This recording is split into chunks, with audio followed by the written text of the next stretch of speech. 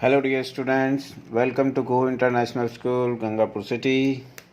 आज अपन पढ़ने जा रहे हैं मैथमेटिक्स 12th बोर्ड का चैप्टर नंबर 5 की एक्सरसाइज 5.2 का लेक्चर नंबर 4।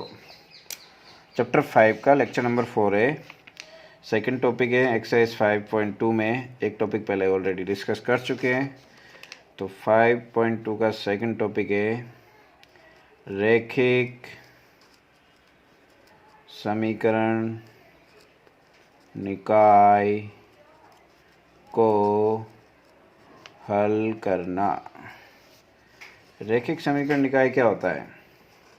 देखो, दो टाइप के होते हैं। एक तो 2x2 में, और तो ये दो चर वाला रैखिक समीकरण निकाय, दो चर वाला रैखिक समीकरण निकाय। ऑलराइट, अब इसको सोल्व करना, हल करना। इट मीन्स एक्स और वाई के मान ज्ञात करने हैं, लेकिन वैसे ज्ञात नहीं करने हैं जैसे अपन 10th में करते थे, कोएफिशिएंट मेथड, सब्स्टिट्यूशन मेथड, है ना। वैसे नहीं करने हैं। किस तरह से करना है? दो मेथड का नाम बोलूँगा, उस तरह से सोल्व करेंगे, उसके वर्किंग रूल से सोल्व करेंगे। अच्छा, दूसरा क्या हो सकता है? 3 वेरिएबल भी हो सकते हैं। यस, इस तरह से। तो ये दो तरह के क्वेश्चन होते हैं। तो सबसे मोस्ट इम्पोर्टेंट बात ये है कि मैं आज जो लिख रहा हूँ, ये दो टाइप के स्टैंडर्ड फॉर्म लिख रहा हूँ, व्यापक रूप लिख रहा हूँ। तो जो भी आपका क्वेश्चन है, सबसे पहला क्वेश्चन तो यही आ जाता है। सबसे पहली बात तो यही आ जाती है कि इस फॉर्म में लेके आओ। इसे कहते हैं अपन 3 चरों वाला रैखिक समीकरण निकाय। ये व्यापक रूप है। क्वेश्चन कैसा भी हो, इस रूप में लाना है। ऑलराइट, सबसे पहला काम यही होना चाहिए, हल करना। It means x y z का मान ज्ञात करना है। Alright, okay. तो कौन से दो मेथड से सोल्व करते हैं अपन? तो फर्स्ट है, मेथड 1 है क्रेमर विधि। क्रेमर विधि को अपन सारणिक विधि भी कहते हैं, सारणिक विधि, क्रेमर विधि। दूसरा होता है मैट्रिक्स आव्यूह विधि, आव्यूह विधि, मैट्रिक्स मेथड, मैट्रिक्स मेथड। एक होता है क्रेमर मेथड। तो ये ज़्यादा सिंपल है, ये थोड़ा कम सिंपल है। क्वेश्चन में लिखा हुआ आएगा कि क्रेमर विधि से निम्न समीकरण निकाय को हल करो। ये भी हो सकता है, ये भी हो सकता है। और मान लो कुछ लिखा हुआ नहीं आए, तब भी आपको यही सोल्व करना है, क्रेमर विधि लगानी है। ऑलराइट, ध्यान रखना। तो स्टार्ट करते हैं क्रेमर विधि। क्रेमर विधि क्या होती है? तो क्रेमर एक गणितज्ञ था। उसके अनुसार ऐसे क्वेश्चन को हल करना कुछ सिखाया था उसने, तो वो सीखते हैं अपन। तो फर्स्ट स्टेप, जैसे 4 टाइप थर्ड के लिए कर रहे हैं, टाइप सेकंड के लिए, है ना। 3 वेरिएबल है। तो उसने क्या कहा था, सबसे पहले आप ये 3 चीज़ ज्ञात कर लो, 4 चीज़ के मान ज्ञात करें, के मान ज्ञात करें। अब ये है क्या? डेल्टा अपन बोलते हैं गुणांक सारणिक, गुणांक सारणिक। और डेल एक्स अपन गुणांक सारणिक। तो डेल क्या होता है? देखो, डेल्टा क्या होता है? गुणांक। यस, व्यापक रूप में आने के बाद गुणांक देखने हैं अपन को। ये गुणांक हो गए, एक्स वाई जेड के गुणांक हो गए। इसी तरह से इसमें होता है, अपन ये पढ़ रहे हैं A1 B1 C1, A2 B2 C2, A3 B3 C3। अब इसको हल कर लेना है। ऑलराइट, सारणिक का प्रसार करना आता ही है ना। ओके, फिर डेल एक्स। अब डेल एक्स इंपॉर्टेंट है, समझना क्या है ये। डेल एक्स मतलब एक्स के कोएफिशिएंट नहीं आएंगे। जो बोल रहा है वो नहीं आएंगे, डेल एक्स तो एक्स नहीं आएगा, तो एक्स की जगह क्या आएंगे फिर, ये बराबर के इधर वाले मान आएंगे। ध्यान रखना, बराबर कर लेना, व्यापक रूप तो लानी है, बात फाइनल हो गई इसकी। तो डेल एक्स में एक्स के कोएफिशिएंट क्या लिखोगे, ये लिखोगे d1 d2 d3, बाकी तो ऐसे कैसे आ जाएगा। अब तुम समझ ही गए होंगे, डेल वाई इसका मान ज्ञात कर लोगे तुम। डेल वाई में क्या होगा, डेल वाई में वाई के गुणांक नहीं आएंगे, तो इसकी जगह क्या आएंगे, इधर वाले मान आएंगे। तो ये एक्स के गुणांक और जेड के गुणांक तो एज इट इज़, लेकिन वाई के गुणांक बराबर के इधर वाले। ठीक है, इसका मान ज्ञात कर ही लोगे। डेल जेड तो समझ ही गए, अब जेड के गुणांक नहीं आएंगे, एक्स और वाई के गुणांक आ जाएंगे, तो जेड के गुणांक क्या आ जाएंगे। ठीक है, ये हल कर लोगे। ये पहली स्टेप बोली थी उसने।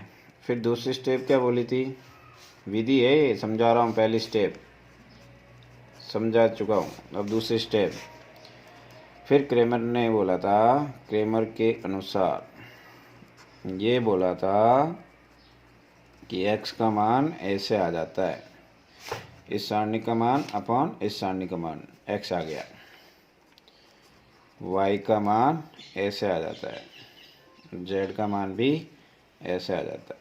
ऑलराइट, तो ये क्रेमर विधि से हल करना हो गया। वैसे हल नहीं करोगे, 3 चर वाली समीकरण 9-10 में सॉल्व करते थे, किसी एक चर का मान इसमें रखोगे, फिर एक्स और वाई में 2 समीकरणें आ जाएगी, उन दोनों को हल करोगे, फिर उसका मान इसमें रखोगे। ऐसे नहीं करना है, जो पढ़ाया है वो करना है। ऑलराइट, ये है क्रेमर विधि। एक क्वेश्चन कर लेते हैं, question number first. Yes, Cramer विधि से निम्नलिखित समीकरण निकाय को हल कीजिए। ये 5.2 का क्वेश्चन नंबर 9 का फर्स्ट पार्ट है। अब समझे इसको आराम से, सॉल्यूशन स्टार्ट कर रहा हूँ। यस, क्या आपका क्वेश्चन व्यापक रूप में है। व्यापक रूप बोले तो एक्स वाई जेड एक तरफ, बाकी दूसरी तरफ। Okay, next. तो क्रेमर विधि लगा रहे हैं, तो डेल्टा फाइंड कर लो। तो डेल्टा क्या होता है, गुणांक सारणी 1 2, खाली गुणांक लिखना है, एक्स वाई जेड मत लिख देना। 4 3, यस, -2, माइनस इसमें आएगा, और मान लो कभी जेड नहीं हो तो 0 कर देना, ध्यान रखना। यहाँ पर 1। अब इसको हल करना है, तो सारणी का प्रसार प्रथम पंक्ति के सापेक्ष प्लस माइनस प्लस आते ही है। तो 3 + 10, 3 - 10 -7 -2, इसको हटाओ इसको हटाओ, 4 + 6 10 +4, इसको हटाओ इसको हटाओ, -20 -9, तो -7 -20 -29, -29 × 4, तो कितना हो गया, 116। देखो 9 चौक 36, 4 दूनी 8, 116 116 27 -27 -116, तो ये हो जाएगा 7 और 13, 2 और 1 3 और 4 -143। ऑलराइट, नेक्स्ट डेल्टा एक्स या डेल्टा 1 भी कह सकते हैं। तो डेल्टा एक्स क्या हो जाएगा, एक्स के कोएफिशिएंट की जगह क्या लिख दोगे, 16 5 4, राइट। बाकी ये कही 2 3 -5 4 -2 1। अब इसका प्रसार करना है, तो 16 हटा दो इसको, 3 -10, 3 -10 -7, ऑलराइट, ओके, -2, इसको हटाओ, 5 + 8 13 +4 -25 -12 -37, 25 और 12 कितने होते हैं, 37। ऑलराइट,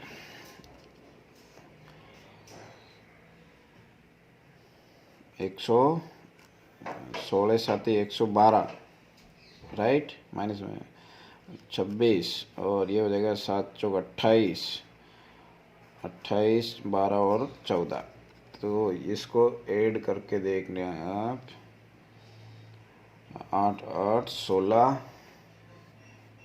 और 1 तो 3 3 3 और 4 7 और 1 8 और ये हो जाएगा 1 और 2 -286। राइट, इसी तरह से डेल वाई ज्ञात कर लेंगे।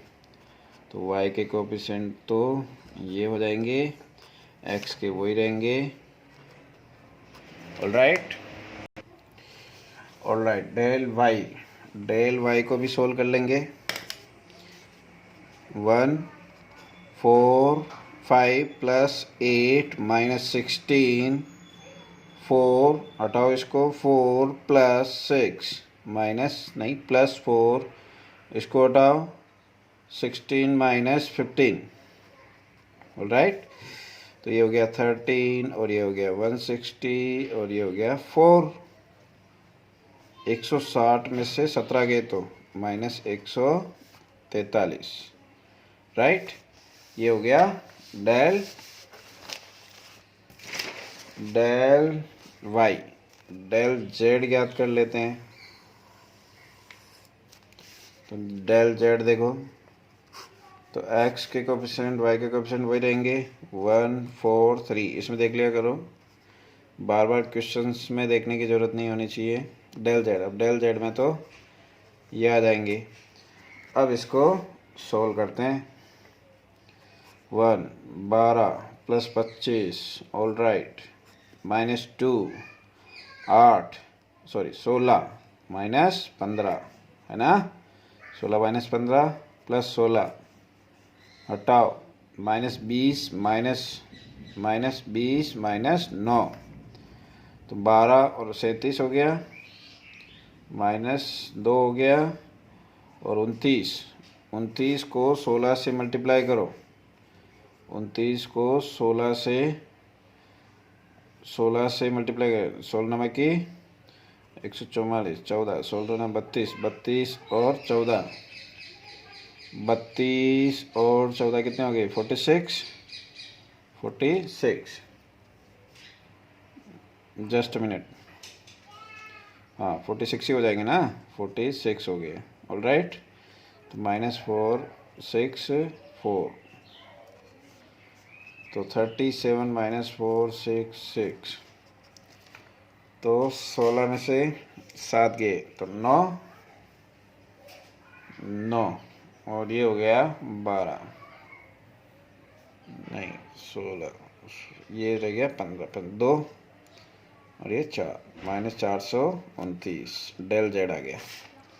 ऑल राइट, नेक्स्ट क्रेमर के अनुसार, क्रेमर ने क्या बोला था कि x की वैल्यू ऐसे आ जाती है।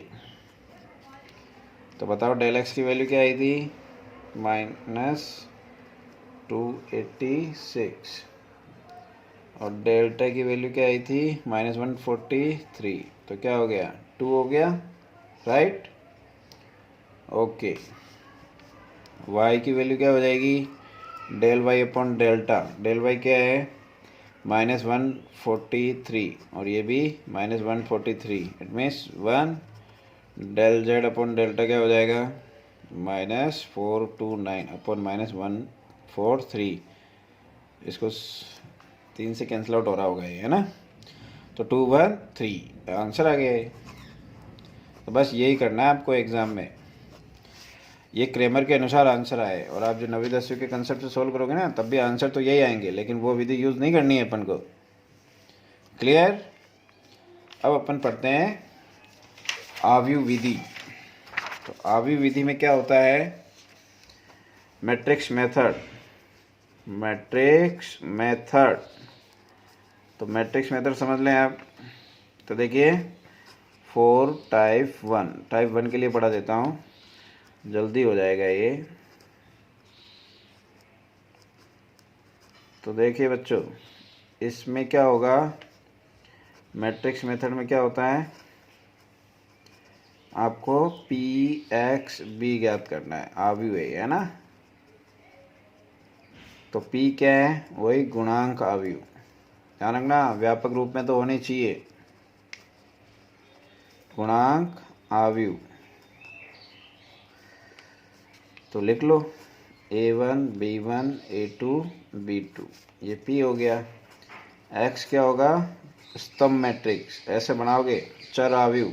X को क्या बोलोगे, X का नाम हो जाएगा चर आव्यूह,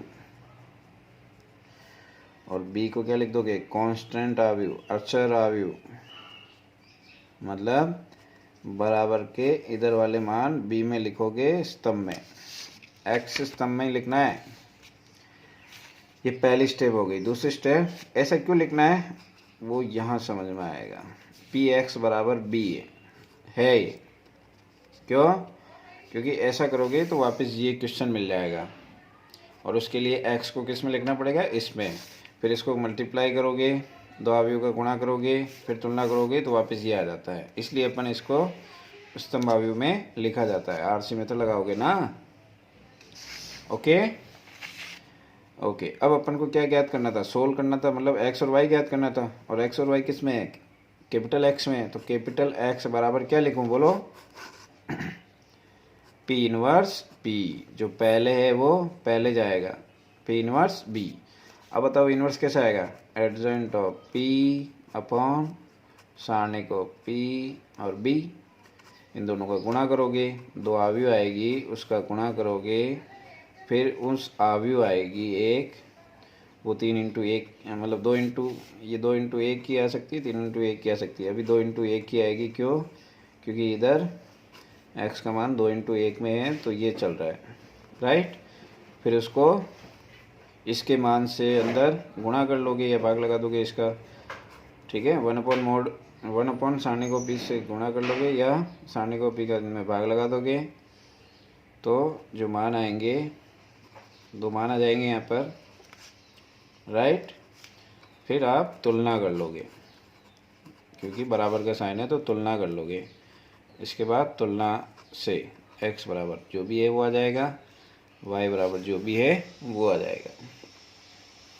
तो बस ये वीडियो ख़राब क्यों लगती है, क्योंकि यहाँ पे टाइम लग जाता है, एडजेंट ऑफ P ज्ञात करने में टाइम लग जाता है, ओके। अब एडजेंट ऑफ P वैसे मैं समझा दूँ क्या था, याद है, एडजेंट ऑफ P 2 इंटू 2 के लिए तो क्या बोला था, इन दोनों को आपस में बदल दो और इसको माइनस से गुणा कर लो, बोला था ना, ठीक।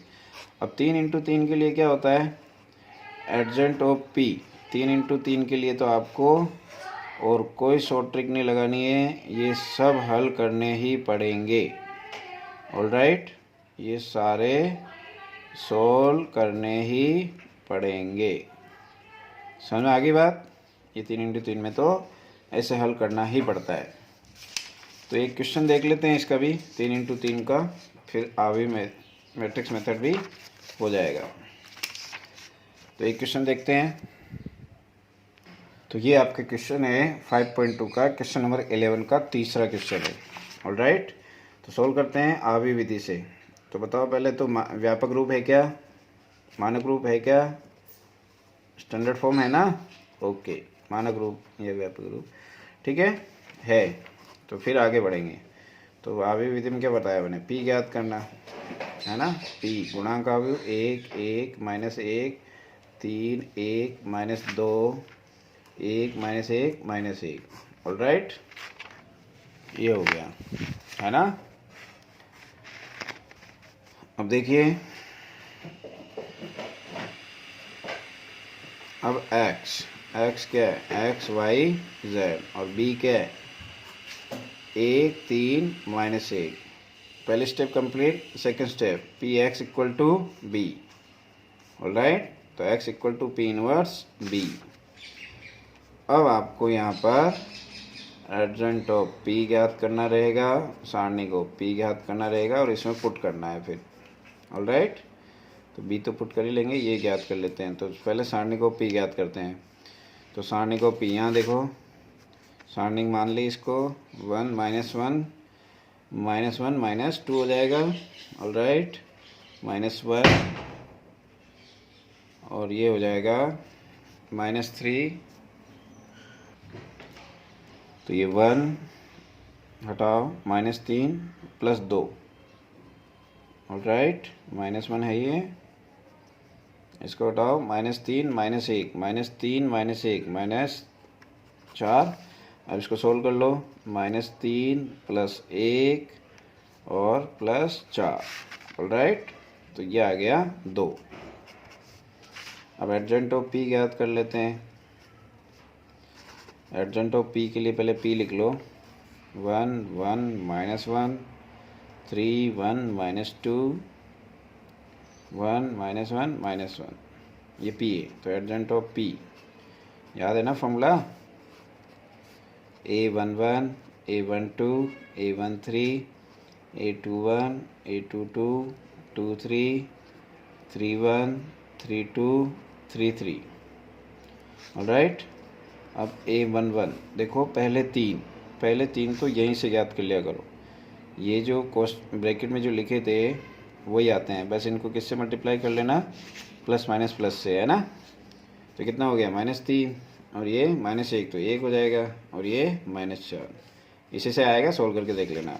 ऑलराइट, खाली ब्रैकेट वाले को देखना है, नहीं तो ऐसे ज्ञात कर लेना। चलो अब इसका ज्ञात करो, अलग से ज्ञात कर सकते हो, मैं डायरेक्ट सोल्व करके बता रहा हूँ। ये अलग से ज्ञात कर सकते हो या इनको डायरेक्ट सोल्व कर सकते हो। तो ये ज्ञात करेंगे तो -1 और प्लस -1 -2, लेकिन यहाँ माइनस आता है, 2 1 माइनस आता है तो 2 हो जाएगा। यहाँ देखो सेकंड, -1 + 1 0 हो गया। यहाँ देखो ये कुछ नहीं है, यहाँ पर देखो क्या होगा, हटा दिया, -1 -1 -2, लेकिन यहाँ पर माइनस आता है तो 2। अब इसको हटाओ, -2 + 1 -1 -1 ही आएगा क्योंकि प्लस आता है यहाँ पर। -2 + 3 + 1, लेकिन माइनस आता है तो -1, और यहाँ पर 1 -3 -2 हो जाएगा। और ये ट्रांसपोज हटाना है अभी तो ट्रांसपोज हटाओगे तो -3 1 -4 2 0 2 -1 -1 -2, ये हो गया एडजेंट ऑफ पी। ऑलराइट, ये एडजेंट ऑफ पी आ गया। अब यहाँ पर लिख लो समीकरण 1 से, तो एक्स बोले तो x और y और z। ऑलराइट, और एडजेंट ऑफ पी ये रख दो, तो -3 2 -1 1 0 -1 -4 2 -2, ठीक है, ये लिख दिया मैंने। राइट, -4 2, ठीक है। अब यहाँ पर क्या है, और बी की वैल्यू क्या थी, बी की वैल्यू 1 3 -1 -1, और डिटरमिनेंट ऑफ, ये मत भूल जाना, डिटरमिनेंट ऑफ पी कितना है, 2। बस अब इसको मल्टीप्लाई करना है, ये 3 × 3 है, 3 × 1 है, तो मल्टीप्लाई हो जाएगा और रिजल्टेंट क्या आ जाएगा, 3 × 1 आ जाएगा। ऑलराइट, तो 3 × 1 देखना है अपन को, मल्टीप्लाई कर लो इसको, तो -3 + 6 -1। ओके, अब इसको 3 × 1 है ना, अब इसको 1 0 + 1, अब इसको -4 + 6 + 2। Alright, okay, 1/2। अब इसको सिंप्लीफाई कर लो, 7 4 2 4। अब इसे डिवाइड कर लो, 2 से डिवाइड कर लो, 2 1 2। नाउ किसके बराबर चल रहे थे अपन, एक्स वाई जेड के बराबर चल रहे थे, तो ये आवी विधि हो गई आपकी। तुलना कर लो, x = 2 y = 1 z = 2। आंसर समझ में आई आवी विधि। ओके, इससे रिलेटेड कुछ थ्योरी और रह गई है, उसको और देख लेते हैं। क्रेमर विधि और आवी विधि से रिलेटेड कुछ थ्योरी और रह गई है, उसको और देख लेते हैं। थ्योरी स्टार्ट करता हूँ। एक शब्द आता है इसमें, संगत निकाय। संगत निकाय क्या होता है, ऐसा समीकरण निकाय जिसमें x y, जिसमें चरों के हल प्राप्त होते हल प्राप्त होते हो संगत निकाय कहलाता है। असंगत एग्जाम्पल क्या है, जैसे आप इसको सोल्व करोगे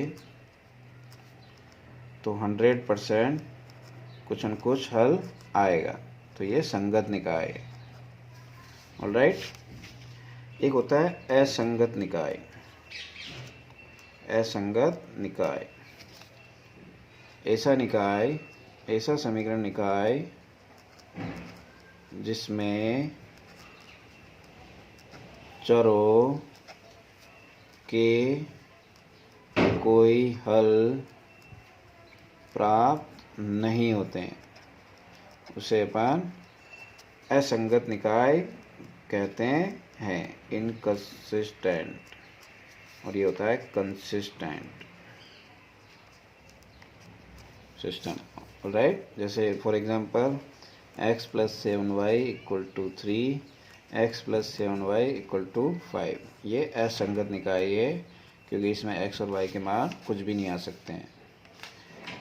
देखो मैंने एग्जांपल क्यों लिखे, क्योंकि 10th में अपन ने एक नोट पढ़ा था। क्या नोट पढ़ा था कि दो समीकरण निकाय है तो वो उसके हल किस तरह से हो सकते हैं। तो पहला अद्वितीय हल हो सकते हैं। अद्वितीय हल होंगे कब, जब a1/a2 ≠ b1/b2, तो वो निकाय क्या हो जाएगा, फिर संगत हो जाएगा। ऑलराइट, हल आ रहे ना, अद्वितीय बोले तो यूनिक। तो देखो इसमें बराबर नहीं आ रहे थे, मैंने सोच समझ के लिखा है एग्जाम्पल। नेक्स्ट एक और पढ़ा था अपन ने, अनंत हल नहीं, एक पढ़ा था नो सॉल्यूशन, कोई हल नहीं। कब आएगा ये, जब a1/a2 b1/b2 बराबर हो, तो कोई हल नहीं, नो सॉल्यूशन, तो निकाय कौन सा हो गया आज, असंगत। ऑलराइट, थर्ड बात, एक मैंने ये लिखवाया पढ़ा था वहाँ पर, अनंत हल, ये कब आता है, जब a1/a2 b1/b2 और c1/c2 हो, तो ये असंगत, तो ये निकाय अनंत हल आएंगे तो ये संगत निकाय हो जाएगा। ऑलराइट, इसमें ऐसे समझ सकते हैं और कि ये दो लाइनें प्रतिच्छेद कर रही हैं, दो लाइनें प्रतिच्छेद कर रही है, ये इंटरसेक्टिंग प्रतिच्छेदी रेखाएं हैं, तो दो ही हल आएंगे, सॉरी एक ही हल आएगा, ठीक है। और इसको समझ सकते हो आप समांतर रेखाएं, तो कोई हल नहीं आएगा। और इसे समझ सकते हो संपाती रेखाएं, दोनों रेखाएं इसी पर है, तो कितने हल आएंगे, अनंत हल आएंगे। ऑलराइट, ये सब आप ऐसे इनको समझ सकते हो, ठीक है। तो ये बेसिक था, इसमें एक चीज़ और रह गई है, उसको अपन नेक्स्ट पेज पे देखते हैं। यस, अब अपन से ये कहा जाए कि सबसे पहले जैसे डेल्टा ज्ञात करते हैं, डेल्टा ज्ञात करो। अगर डेल्टा ≠ 0 आए तो अद्वितीय हल आ जाएंगे, अद्वितीय हल आ जाएंगे, और निकाय कौन सा हो जाएगा, संगत, क्योंकि हल आ रहे हैं। अगर ये 0 आ जाए, अगर ये 0 आ जाए तो फिर आप दो केस और रहेंगे, फिर आप ये ज्ञात करो, में से कम, वेरी इंपॉर्टेंट, कम से कम कोई एक का मान अशून्य नॉन जीरो, तो कोई हल नहीं होगा। अब कोई हल नहीं होगा तो निकाय कौन सा हो जाएगा, असंगत हो जाएगा। तो अब क्वेश्चन आएगा इस पर 1 नंबर का, समझो। सिद्ध करो कि निम्नलिखित समीकरण निकाय असंगत है। तो आपको क्या करना है, इस रास्ते आ जाना है। ये सारणिक थी, पहले तो ये 100% ये आ रहा होगा, 0 आ रहा होगा, फिर इसमें से कोई एक नॉन जीरो आ रहा होगा, तो ये सिद्ध हो गया कि निकाय असंगत है। अच्छा, यहाँ पर मान लो del x, del y, del z ये 0 आ जाए तो फिर दो संभावनाएं बन जाती है। एक तो संभावना बन जाती है अनंत हल की और एक नो सॉल्यूशन की। अपने को तो ये फर्स्ट मेथड ही करना है। ये मैं एक्स्ट्रा पढ़ा रहा हूँ ये सेकंड मेथड। इससे क्वेश्चन नहीं करना है, लेकिन ऐसे समझाऊंगा। अनंत हल होंगे और वो सब अशून्य हल होंगे। ठीक है, कब होंगे? जब कब हो सकता है ये? आप किसी एक वेरिएबल को t मान लो, फिर कोई दो समीकरण से 3 into 3 के लिए पढ़ा रहा हूँ, है ना, क्योंकि 2 into 2 के लिए तो इधर वाला कंसेप्ट से हो जाएगा क्वेश्चन। फिर कोई दो समीकरण से x और y ज्ञात कर लें। ठीक है, किसके टर्म? t के पदों में। फिर क्या करना? प्राप्त x व y का मान समीकरण 3 में रखें, मतलब जो समीकरण रह जाएगी उसमें रखना है। यदि समीकरण 3 संतुष्ट नहीं करे तो निकाय असंगत होगा और नो सॉल्यूशन होंगे। वो संतुष्ट कर जाए, तीसरी समीकरण